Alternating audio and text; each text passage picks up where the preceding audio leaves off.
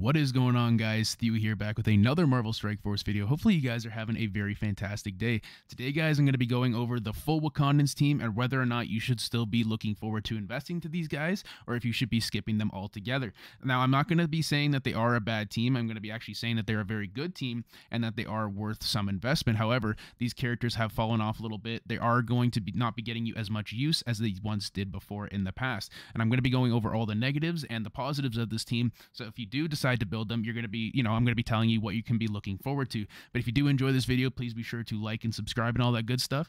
And let's get into the intro.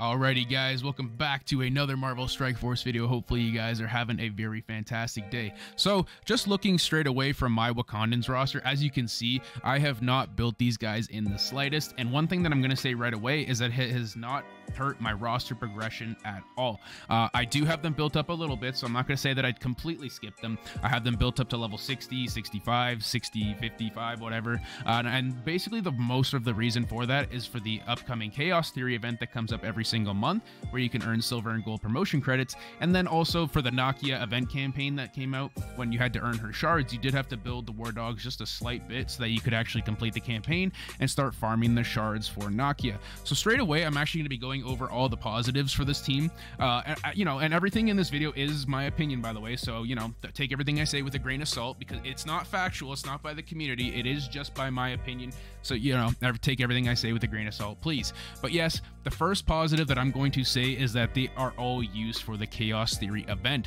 Yes, the Chaos Theory event now isn't as good as it once was, especially for veteran players, since they're kind of loosening the silver promotion credits and the gold promotion credits. The value of them has gone down a little bit. However, if you are a newer player, those silver and gold promotion credits are definitely going to still get you a ton of use in the game.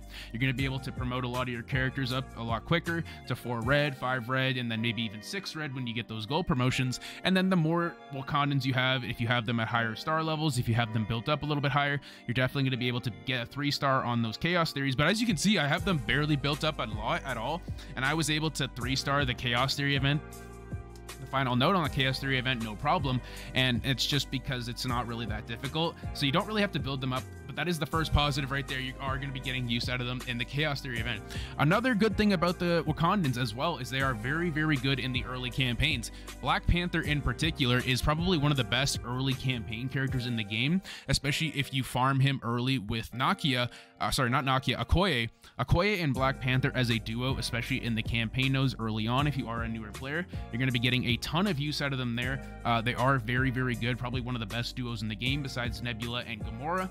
I think that Nebula and Gamora is a good choice. However, you're going to get more use out of Okoye and Black Panther, as they are used in more game modes than the Infinity Watch are, and they're just very good characters in general. Like the assist mechanic, if you have Skirmisher on Okoye, and then if you have Striker on Black Panther's going to be taking a ton of turns. You're going to be getting a lot of use out of them. And then, M'Baku's a very good tank. He'll be helping you in those campaign nodes. Shuri's a very early unlock that you can get just by getting the Sinister Six characters, or even Spider-Verse characters, and there's a crap load of Spider-Verse characters in the game, so you're going to probably be getting Shuri a little bit earlier than most of the other legendaries in the game, and you're going to be getting full use out of the Wakandan team early on. Another really good thing that I should mention is that Killmonger is actually very good in 3 of the monthly events, being the skill military event, the training boot camp, where you're going to be getting a ton of training materials, the Chaos Theory event, which I just mentioned, and then also the Mercenary Gold event, where you're going to be getting a ton of gold per month. So, Killmonger, and he's going to be really good in the Villains campaign early on. He's going to be getting a ton of use out of there.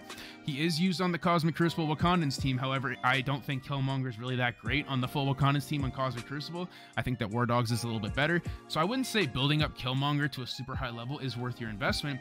However, he is worth investing in a little bit, especially early on in the game, because he is used for those 3 event campaigns that come out every single month. The 3 monthly events, the gold one for the mercenaries, the skill military for the training materials, and then the Chaos Theory as well. And then another thing that I also do want to mention about the Wakandans as well, this is another positive about building them. Shuri is a fantastic choice for Dark Dimension 5, not 6. We don't know about 6 yet, my apologies. Yes, Shuri is a fantastic choice. She does provide the defense up to the full team. She does provide a ton of ability energy to the team. and she's also a fantastic healer as well. So building her up all the way to gear tier 16 might actually not be a terrible option. I can't really say the rest about the other full Wakandans, but Shuri in general, just by herself, is a very, very good character standalone. You'll definitely get use out of her if you do end up taking her to Dark Dimension 5. But yes, I do think that she is a fantastic character. Another thing that I do want to mention about Black Panther as well, if you do end up building this team, is that Black Panther is quite possibly one of the best killers in the game. His passive alone makes him one of the best characters in the game, just because he gets 100% speed bar if you do end up killing an enemy, and then he just gets to keep going and going and going. So if you ever first like a Hela in a campaign node or something, he's just gonna get infinite turns if you keep targeting the Greg or minions or whatever. It's a really, really good, you know, it's a very, very good passive, probably the best passive in the game in my opinion. He is the best killer in the game. You're going to be getting a ton of use out of them there. And then one thing that I do want to say about the general team, you know, any of the Wakandans, is that they are a top Cosmic Crucible team defensively in the game right now.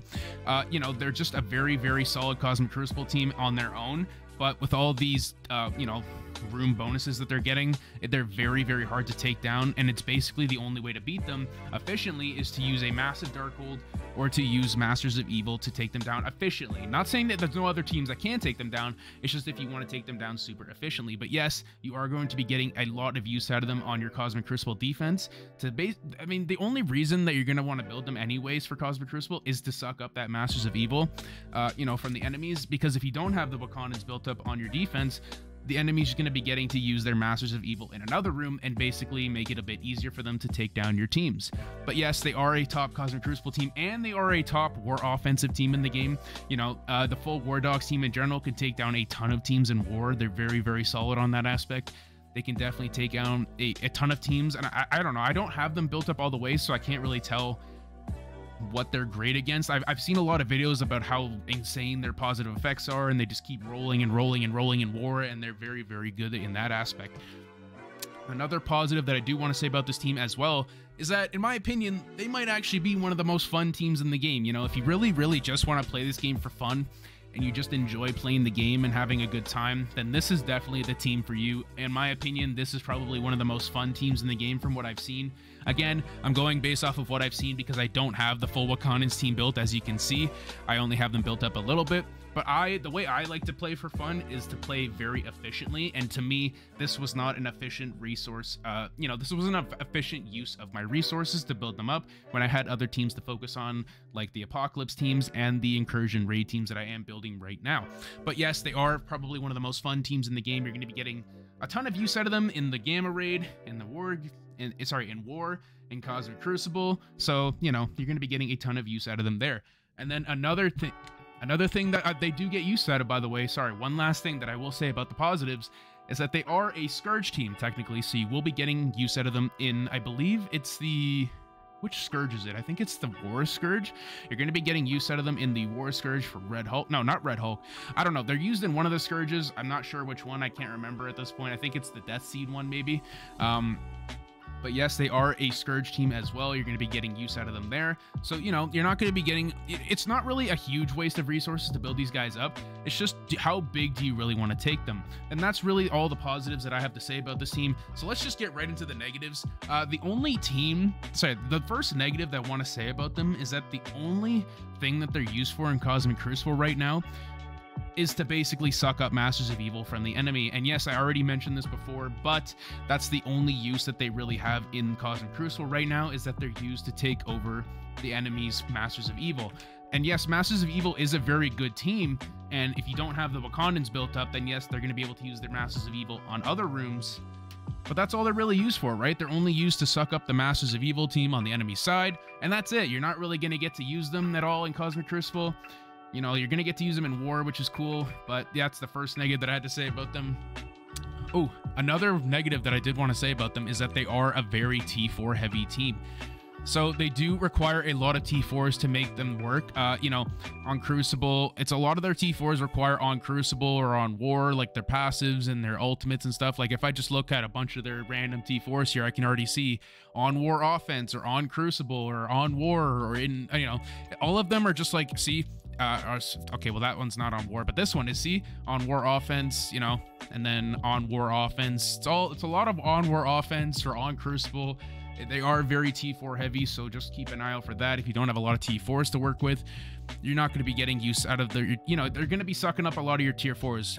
And then another thing that I do want to mention about them is that there is a lot of Mystic characters on this team as well. 4 out of the 7 of the Wakandans are Mystic characters, being M'Baku, Black Panther, Okoye, and Black Panther 1MM. You know, they're, oh, sorry, not Okoye.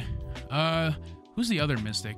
I think, okay, maybe I was wrong. 3 out of the 7 Wakandans are Mystic characters, but still, that is a lot of Mystic gear that are going to be needed for other characters, you know, like the Darkhold team, or like the, what are they called? The New Warriors. They all use Mystic. Dr. Doom, Dormammu, Hela. They're just a lot of Mystic characters in this game. There's a lot of good ones. Spider Weaver. So if you're going to be using a lot of this Mystic gear to build up the Wakandans, you're going to be missing out on a lot of other good characters that also use that Mystic gear. So that's just something that you should be worrying about as well. Another good thing to know about them, something that I really like to say about, you know, if they're still worth building or not, is that it's really not going to hurt your roster if you don't build them, guys. Like, seriously, they're a very, very fun team. They're just not going to hurt your roster progression wise. You know, you can skip them completely and you're going to be fine. You know, as you can see, I'm a very top heavy on my roster. Like, I don't build super wide. So like at the top of my roster, I have a ton of teal gear characters. And then look, like not even halfway through, I'm already down to the purple gear. So I'm very top heavy because I use my resources very efficiently and I spread them out, and I don't, so that's how I'm like able to keep up in the top tier of the meta right away, right? Because I don't build a bunch of random characters that I'm not going to get use out of.